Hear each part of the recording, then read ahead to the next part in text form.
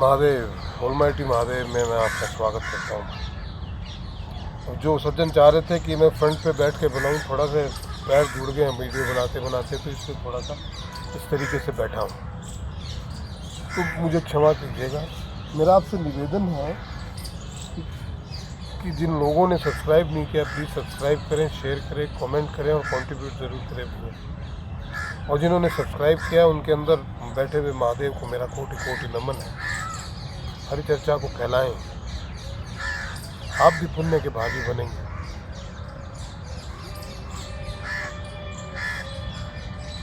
एक मिनट का एक वीडियो भी बना के भेजिए आप मुझे, व्हाट्सएप नंबर डिस्क्रिप्शन में है। ये चैनल आपको कैसा लगता है, हरि चर्चा कैसी लगती है, मैं कैसा लगता हूँ, इस पर उठाए गए विषय कैसे लगते हैं, कितने सार्थक हैं। 1 2 3 4 जितने भी वीडियो बना के भेज सकते हैं, तो 1 मिनट से ज़्यादा नहीं होना चाहिए। 1 मिनट से कम भी हुआ तो चलेगा, लेकिन ज़्यादा ना हो। और मैं चाहता हूँ कि लोग इस चैनल के बारे में अवगत हों आपके विचारों से। मैं झूठी पब्लिसिटी या झूठा एडवर्टीजमेंट नहीं करना चाहता। आप जो बोलोगे उसमें सत्यता हो, तो मेरा आपसे निवेदन है कि प्लीज़ भेजिए। आज का जो मुख्य वीडियो का विषय है,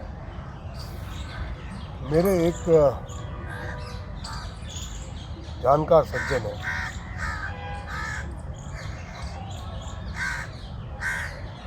उन्होंने मुझे कुंडली देखने को कहा। काम है, देखेंगे, ईश्वर ने यही काम सौंपा है। और उन्होंने अपनी सारी भौतिक आवश्यकताओं की बातें पूछी। पैसा कितना आएगा, ये कितना आएगा, ये होगा कि नहीं होगा, फलाना होगा कि नहीं होगा, वो सारी बातें उन्होंने पूछी, जो सभी पूछते हैं, तो उसमें कोई वो वाली बात नहीं है। लास्ट में उन्होंने पूछा, साहब मोक्ष मिलेगा कि नहीं मिलेगा। मेरे कान खड़े हो गए, क्योंकि ये बात कम ही लोग पूछते हैं। ईश्वर के रास्ते पे चलेंगे कि नहीं चलेंगे, मोक्ष के रास्ते पे चलेंगे, ये तो बहुत कम लोग पूछते हैं। तो मेरे कान खड़े हो गए, तो यार ये कुछ बात पूछी है। पर आपको एक बात बताऊं मैं, लोगों को मोक्ष ऐसे लगता है, कुंडली में पता नहीं अलग अलग ज्योतिषाचार्यों ने क्या बता दिया है लोगों को। मोक्ष ऐसे लगता है कि आप जेब में पैसे डाल के जाइए और मार्केट में जगह जगह अलग अलग प्रकार के मोक्ष की दुकानें खुली हुई, मिल ही जाएगा।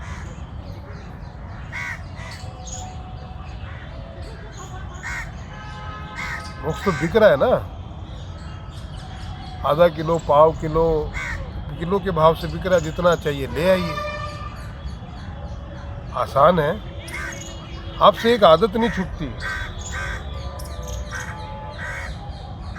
आपसे अपनी आदतें नहीं छूटती, उनसे मोक्ष नहीं मिलता आपको।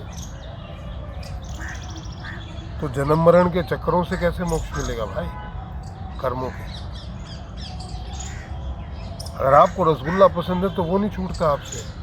उसको डायबिटीज़ है, उससे मीठे खाने की लालसा नहीं छूटती, नुकसान करता है, उसको पता है। गंदी नाली के कीड़े को आप इत्र में बैठा दीजिए, वो वहीं जाके फिर खड़ा हो जाता है। वो आदतें होती हैं, स्वभाव होता है, वो छूटता नहीं है। तो मोक्ष, ये जन्म मरण के जो कर्मों का बंधन है, वो कैसे छूट जाएगा। शरीर छोड़ने के लिए अगर कहा जाए कि शरीर छोड़ दो, तो आदमी तड़पने लगता है, नहीं मैं मरना नहीं चाहता।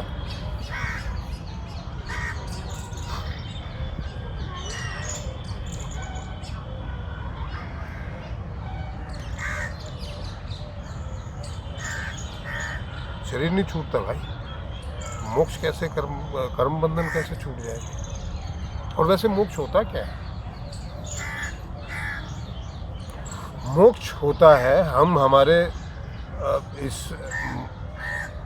जो जीव का चक्र बनता है 84 लाख योनियों का, हर योनि से उसको मोक्ष प्राप्त होता है। जैसे पत्थर बना हुआ है, वो पत्थर जो है ईश्वर से प्रार्थना करता है कि ईश्वर मुझे पेड़ ही बना दीजिए, उसमें जीवन तो है, उस पर पक्षी तो आके बैठते हैं, मेरा तो कोई उपयोग ही नहीं है।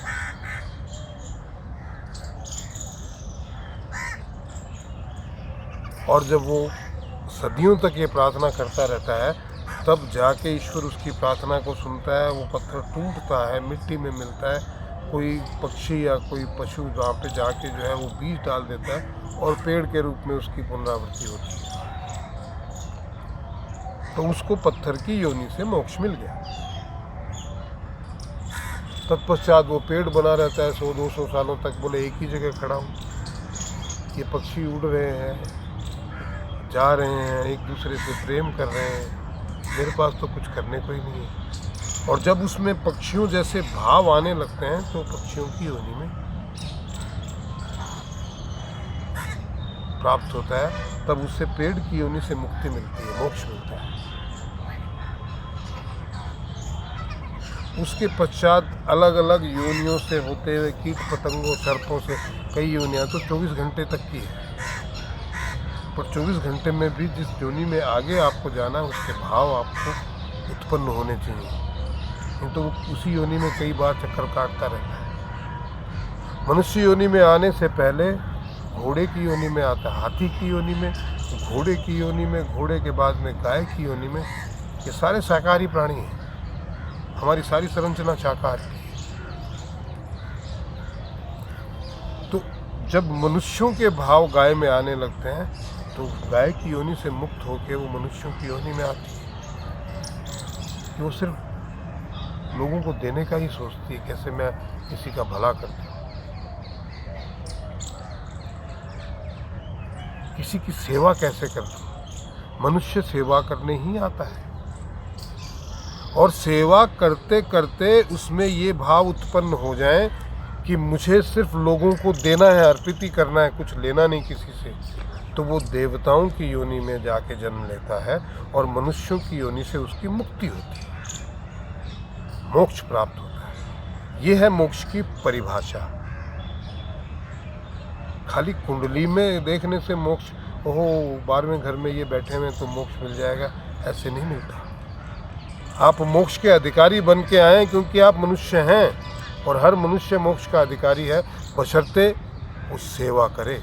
कुंडली ये भी कहती है कि आप पूरी जीवन अगर सेवा करोगे और अपने अंदर अपनी चेतना को इस स्तर पे जागृत करोगे कि आपके अंदर सिर्फ और सिर्फ अर्पित करने के भाव रहें सेवा के साथ साथ, तब जाके आप मोक्ष के अधिकारी जो बन के आए हो, आपको वाकई इस योनि से मोक्ष प्राप्त होगा और आप देवताओं की योनि में चले जाएंगे।